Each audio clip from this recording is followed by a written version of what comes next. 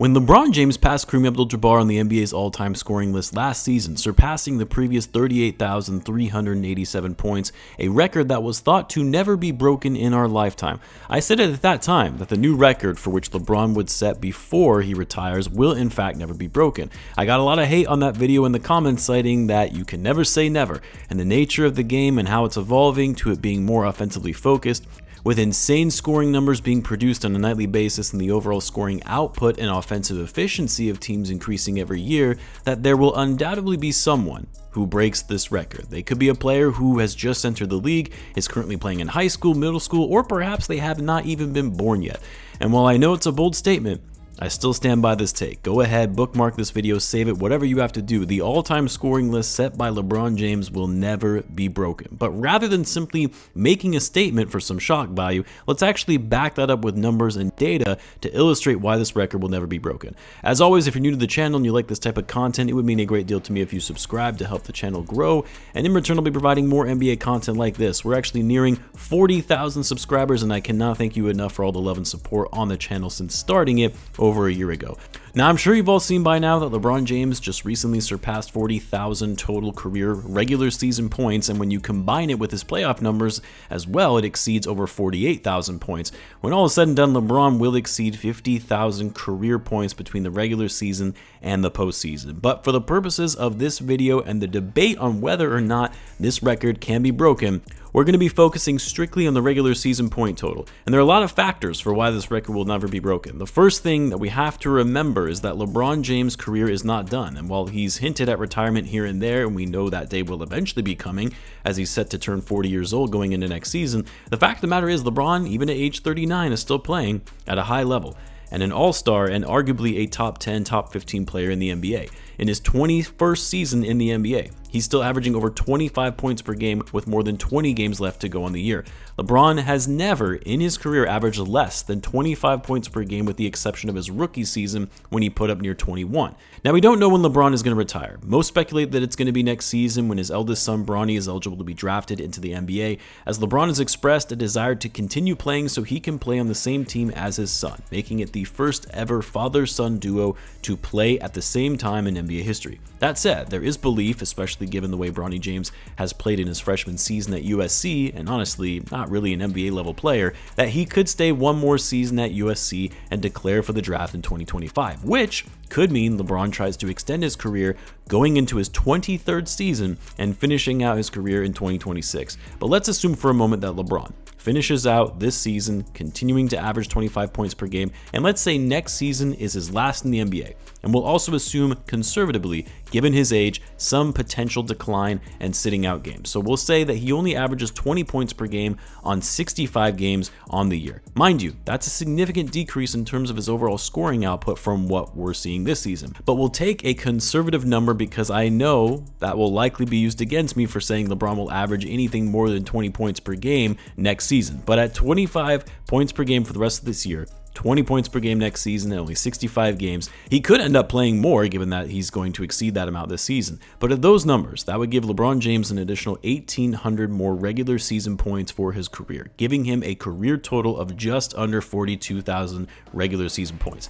Now let's consider the factors at play for why this record will never be broken. And one major advantage LeBron has that future players will not have unless they change that rule is that NBA prospects are not eligible to be drafted without being 1 year removed from high school. LeBron was able to come into the league just out of high school when he was 18, giving him one full extra season of scoring that other NBA players do not have.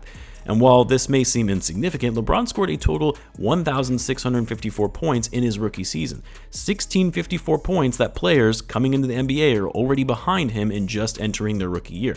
The other thing is that it's very rare for an NBA player to come into the league and already be that good to where they're putting up over 20 points per game in their rookie season to give them that jump start on tallying their number of career points. The only player to average more points than LeBron James did in his rookie season was Carmelo Anthony, who did that the same season, averaging just a tenth of a point more than he did, and more recently Luka Doncic, who averaged 21.2 points per game in his rookie year, but on fewer games, who ended up scoring 100 points less than LeBron did.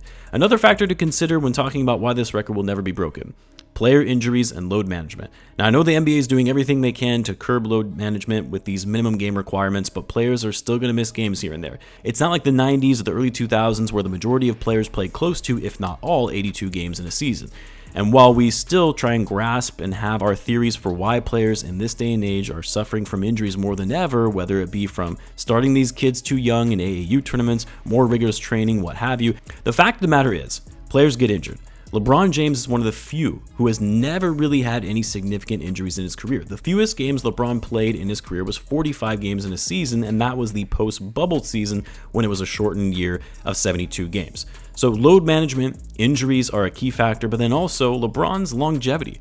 Because while other players throughout NBA history have shown incredible feats of longevity, like Kareem, Karl Malone, Kobe Bryant, Tim Duncan, Vince Carter, never, truly never have we seen a player put in this many minutes in an NBA career and still be able to score at such a high level. LeBron is 7th all-time in the number of games played in an NBA career, second only behind Kareem Abdul-Jabbar, who he'll be passing next season in total minutes played in an NBA career. But unlike Kareem, Karl Malone, Tim Duncan, or even Kobe Bryant, by their final season, into their late 30s and early 40s, all of them were barely able to average above double digits by the end of their careers. Your body, Father Time, eventually catches up with you. Not with LeBron though. Like, as good and lethal of scorers as some of the greats have been in the past, even including Michael Jordan, who was the greatest scorer and player the game has ever seen, by the time they reached the end of their careers, they simply couldn't do it like they used to. So in this case of the all-time scoring record ever being broken again, you're gonna have to come across a very rare specimen that has any kind of longevity and scoring prowess LeBron has had to be able to do to last in the league that long and be able to consistently put up over 25 points per game without suffering any significant injuries over 2 decades. Now let's consider some current players who some believe could give LeBron a run for his money and taking that all-time scoring record. Let's start with Kevin Durant, who is the closest and currently sits 9th on the all-time scoring list. KD at the time of this recording has 28,342 points, which would be 13,458 shy of LeBron's estimated career total of 41,800 points. In order for Kevin Durant to surpass that amount, he would have to average 25 points per game over the next 538 games played, which would mean KD would have to play another 6.5 seasons playing all 82 games just to reach that mark. All 82 games for 6+ seasons for a player who is already 35 and would need to average at least 25 points per game through the age of 41. As prolific of a scorer as KD is, he's not reaching that mark, especially considering he's been more injury prone compared to others. James Harden and Russell Westbrook, they are the next men up on the all-time scoring list. But like Kevin Durant, because of their age, being 34 and 35 respectively, and the fact that they themselves are significantly behind Kevin Durant in the all-time scoring list, they would need to average over 28 points per game for the next 7 seasons to get to where LeBron is. Given both of these guys are both averaging well below that amount currently this season, I would say it's slim to none to have them finish number 1 on the all-time scoring list. What about Steph Curry though? A man who is still playing at an elite level, still one of the best scorers in the game of basketball, and isn't showing any signs of slowing down. Well, the problem for Steph is, one, he entered the league later than most NBA prospects, playing 3 years in college and coming into the league at age 21, and 2, Steph went through quite a few injuries to start his career. Curry, who is about to turn 36, hasn't even played 1,000 career games. So even though Curry is putting up close to 28 points per game currently, he has an even bigger uphill battle in needing to maintain his scoring output for 8.5 seasons, playing all 82 games to pass LeBron. Thus, Steph is out. But what if we tried some that are a little more realistic? Players who are younger, who have already shown the level of scoring LeBron did at his age, if not better. Let's try Giannis as an example. Giannis was one of the few players who had the fortune to begin his career at 18 coming out of Europe and has averaged 23.2 points per game for his career, playing close to 800 games, and is only 29 years old. Also, like LeBron, no significant injuries thus far in his career. The biggest challenge for Giannis is he had a slow scoring start to his career, averaging just 6.8 points per game and 12.7 in his rookie and sophomore seasons. While Giannis in theory could have a shot at breaking the all-time scoring record, he would need to average 25 points per game for the next 949 games, nearly 12 seasons playing in every game to pass LeBron, when Giannis is 41 years of age in his 22nd season in the NBA. Another near impossible feat.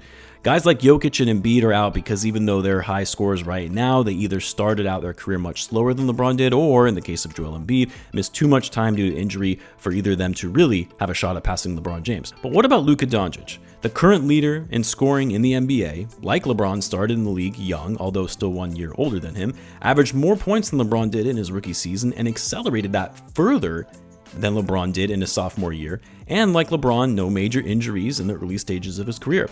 At just 25, Luka has already passed 10,000 career points, and at his current trajectory of averaging 28.5 points per game for his career, the only player besides Kevin Durant to have a higher career point per game average than LeBron James among active players. At his pace, maintaining that 28 point per game average, if he continued averaging that amount for the next 1,105 games, or a total of 13.5 seasons, Luka could pass LeBron.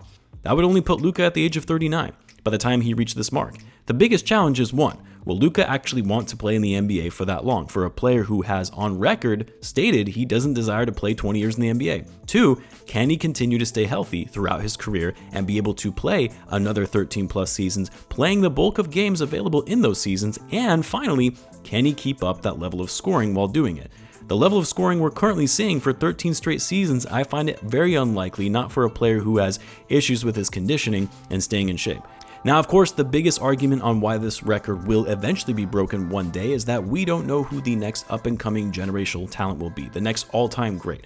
Certainly Victor Wembanyama could make a case for that, given that he's having a great rookie season, but the biggest question for Wemby, as well as all other future prospects, are they going to be able to sustain the level of health and high-level play for as long as LeBron has?